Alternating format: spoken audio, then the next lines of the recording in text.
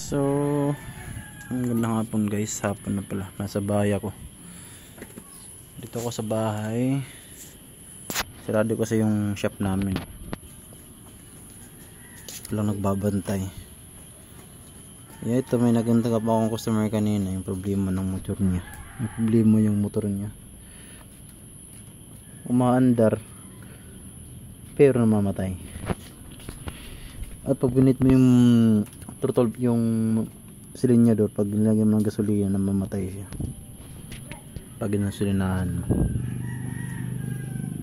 Kaya binaklas ko ngayon yung throttle body niya. Dito siya. Ito yung throttle body niya. Nalinisan ko na ito.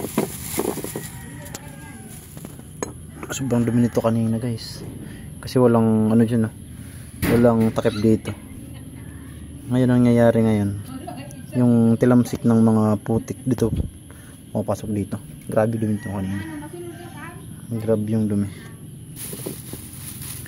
Kahit pag pwede na tanim ng palay. Yan siya. Okay na to, nalinisan ko na to. Ngayon kasi rasado yung shop namin. Meron ko sa kami nito doon. Ito kasi yung problema niya siguro, pero kailangan mo nang palitan to. Kailangan mo nang palitan to kasi hindi ito nagbubuga ng gasolina. Kaya palit na agad to. Wala kasi kaming ano eh. Didi daw na ano ito. Tama na, ilabog ko to, labog na. Mat, ilabog na ito. Matiyo ka. Hindi ito nabubuga ng gasolina, kaya papalitan ko to.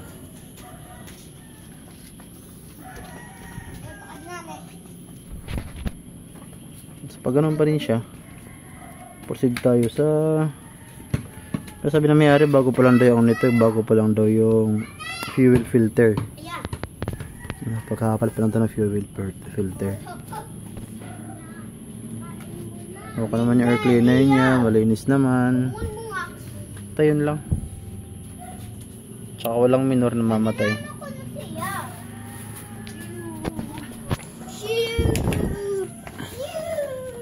Update ko na lang kayo pag magawa ko to. At sasabihin ko na din sa inyo kung ano yung mga ginawa ko, lahat-lahat.